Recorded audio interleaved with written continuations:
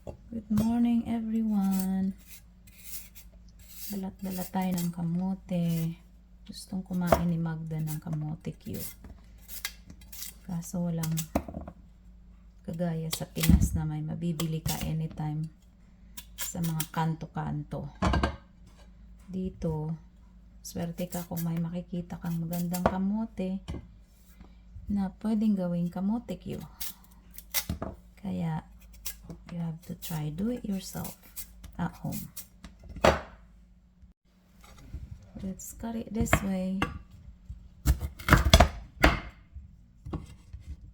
Para maliliit lang, hindi matagal lutuin.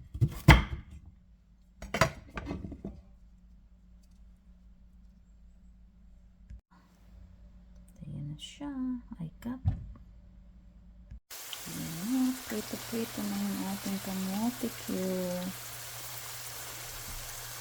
Ayan, medyo namula-mula na siya.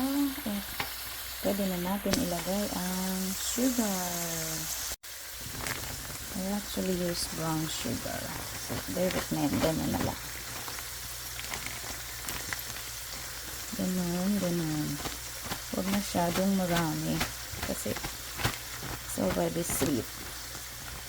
There.